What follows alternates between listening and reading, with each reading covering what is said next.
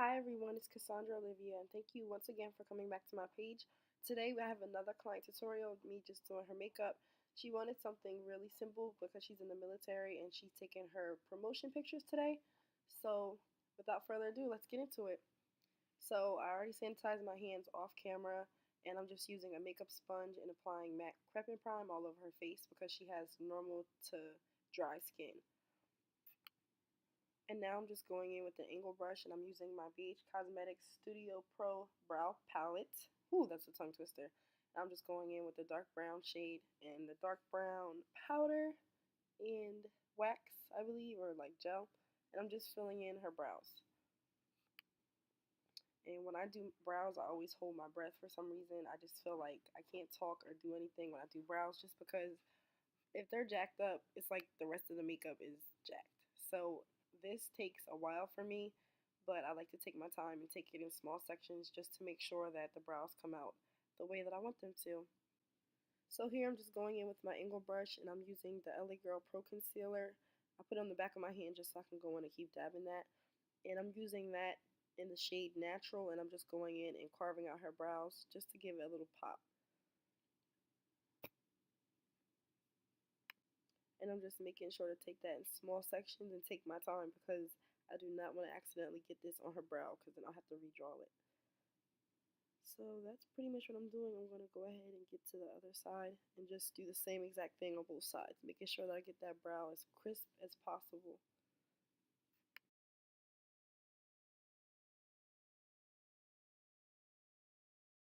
I'm just going in with the MAC Paint Pot in the shade Groundwork, and I'm just setting her lid. And I'm going to go ahead and do the same thing to the other eye, and I'm just going to make sure I set that with a face powder. I'm going to set that with the Sacha Buttercup setting powder just to make sure that that color doesn't move at all. And next I'm going in with the fluffy brush that I got from BH Cosmetics, and I'm just going in with my MAC Warm Palette in the shade Saddle, and I'm putting that in her crease area and blending it up into her brow bone just to get rid of that harsh highlight. I want it to be like a very soft highlight, so I'm just going back and forth with that and just making sure that I blend it out seamlessly. You want to kind of get a gradient effect when you do your eyeshadows. So I typically use a big fluffy brush in the beginning and work my way to smaller and smaller brushes as I get closer to the lid. I'm sorry guys. I have strep throat and I'm still trying to do this video. I feel like every time I do a video for you guys, I'm sick. But I had to get this out because I recorded this like 3 months ago. I know I'm terrible.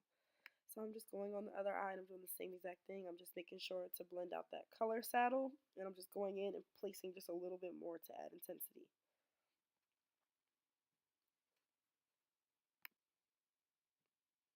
And I am literally blending for my life. Like I am over here literally blending for my life.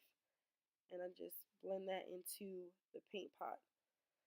And right here, I'm just going into my MAC Warm palette again, and I'm taking that brown shimmery shade. I don't have the palette in front of me, but it's the dark brown shimmery shade, and I'm just placing that right onto her lid just to give it a little bit of a pop.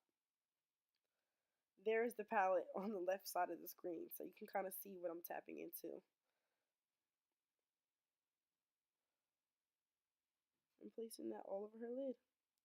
And I literally just used those three colors. That was it for her eyes because she wanted basic. So I'm just going in and blending out those edges and making sure that everything flows seamlessly.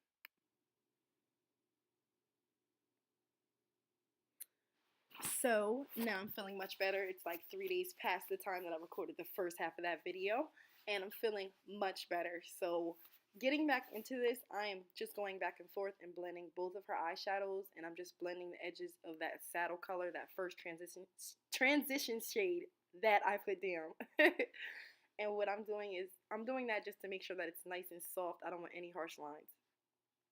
And now I'm just going in with the Beauty Blender, and I'm using a black opal foundation. I melted them down inside of a MAC palette, so I'm not sure exactly which shade this is. I kind of just mixed two shades together and got her perfect shade, and I'm just applying that under her eye.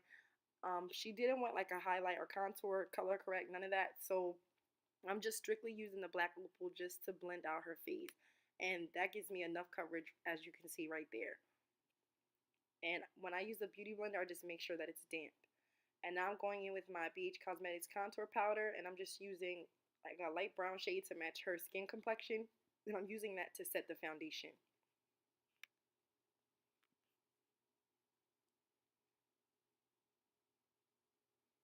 And I just make sure to double set the under eyes only because I didn't use concealer, so I want to make sure that that area does not crease. So I'm just going back again with powder, and I'm using an Urban Decay all-nighter spray. She wanted this makeup to last all day because her pictures actually weren't until the evening. And then I'm just using a spoolie brush, and I dipped it into my Better Than Sex mascara by Too Faced, and I'm just using that to make her lashes stand out. And now I'm just going in with my BH Cosmetics Pro Blush Palette, and I'm just using like the darkest, I want to say reddish pink shade. It's like the best black girl friendly shade in the palette, guys. And I'm just going in with that, and I'm lightly contouring her face with just a slightly darker powder than her face. I wanted to do like a really soft and gentle contour on her face.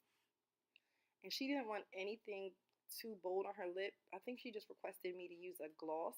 So that's literally all I put on there, and I'm just going back in and cleaning up her brow bone. Thanks for watching.